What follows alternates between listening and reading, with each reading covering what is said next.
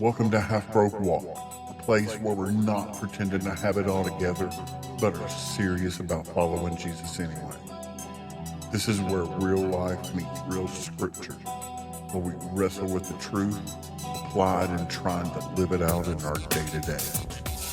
Let's talk about it. Hey, welcome to another episode of Half Broke Walk. On this episode, I want to talk about something that I struggle with a lot, and I think everybody else does too, whether we want to admit it or not. And it is, we spend our lives running around. We run around with our careers. We run around after money. We run around after comfort. We run around after recognition. We run around on social media looking for views, looking for likes, looking for approval, looking at other people, looking around, just looking, right? We spend our lives all the time running in circles. And somewhere in the middle of running around, we wonder why we're exhausted. And maybe it's because we've been running on the wrong wheel.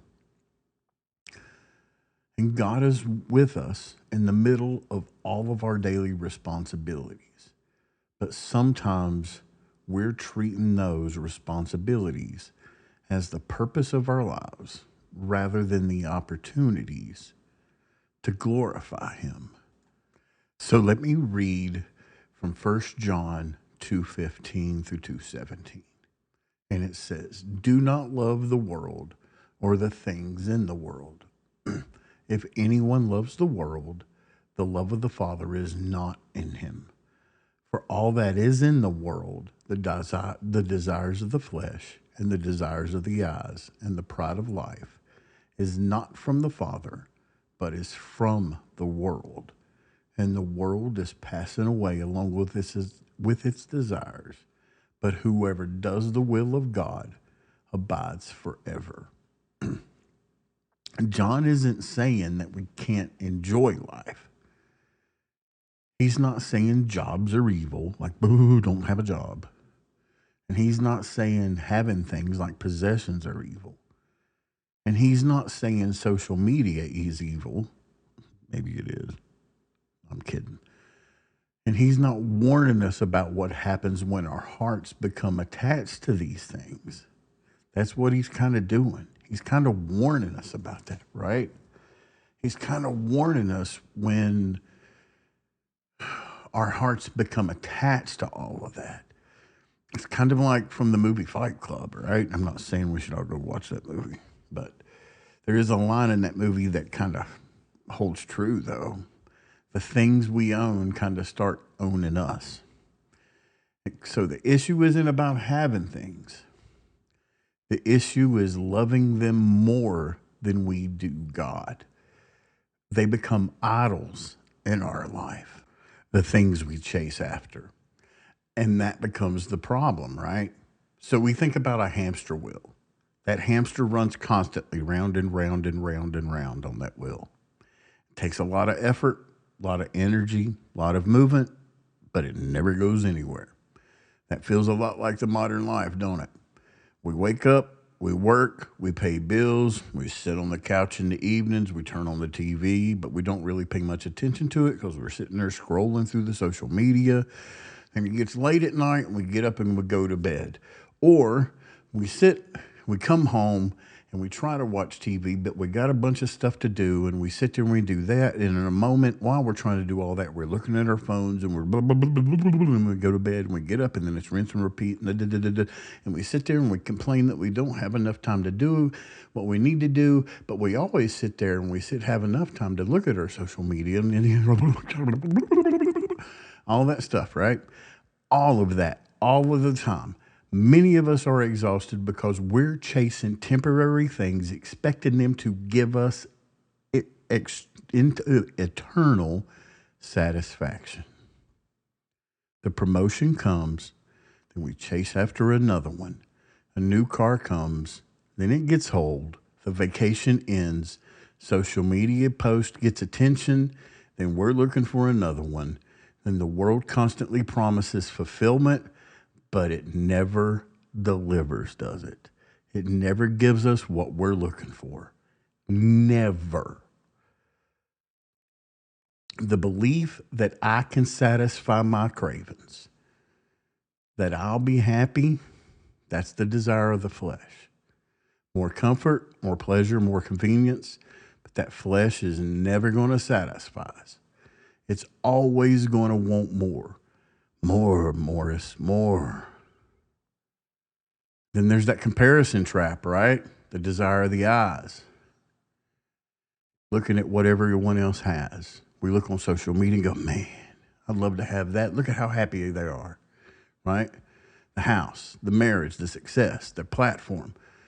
The social media, especially in the past few years, ever since we've had a phone in our hand, when it came about the iPhone, the Android phone, social media has made this struggle easier than ever. It's because everybody posts their mountaintops, but nobody posts their valleys. We're constantly looking at everyone else's highlight reel, wondering why our lives never, ever measure up.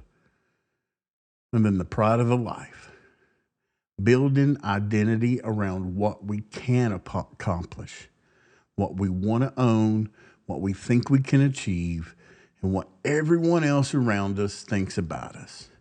The world tells us our value comes from performance.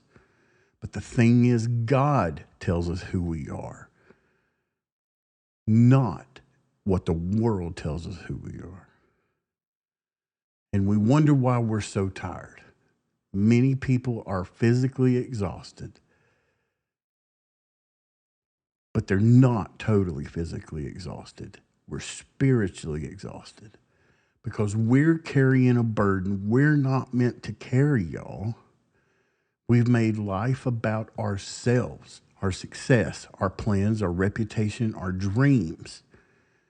But we're created for something bigger than that. We're created for God's glory. That's the thing. We're created for His glory, not our own. When life revolves around us, the pressure is crushing because we have to keep the whole world spinning then. And we don't make the world. We're not made to make it spin. He is. And the question is worth asking. What am I afraid of losing if I stop running so hard? What am I afraid of? Sometimes fear is driving the wheel more than we realize. When we realize the world don't revolve around us because He's the center of it, that's when fear kicks in. Because we realize we're not the center of the world. But when we give it to God and realize He's the center of it, maybe that's when things start to settle down. John reminds us of something we rarely think about. The things we spend so much time pursuing isn't going to last. Careers are going to end. Possessions wear out. Fame fades. Platforms disappear. Trends change.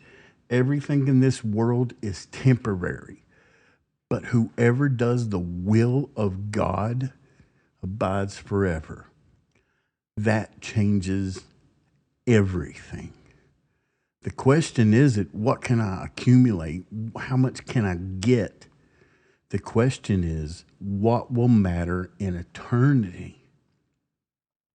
So maybe this week we need to slow down and ask ourselves, what is consuming most of my thoughts? What am I chasing? What am I afraid of? Am I living for God's glory or am I living for my own glory? Have I become so busy doing life that I've stopped walking with Jesus? God is with you right now in the moments of your day, not just in church. What would it look like to invite Him into your work, into your schedule, even in your scrolling when you don't think He's looking? A simple prayer that you could do would be, Lord, what do you want me to know about the things I'm chasing? And then listen to him. The world keeps telling us to run faster, run, Forrest, run. Jesus offers us something different. He offers us rest. He tells us, come those who are weary. The answer isn't quitting your job, though.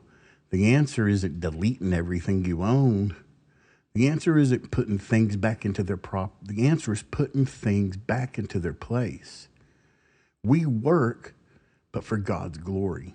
We live, but for God's glory. We use the things of this world, but we don't belong to them.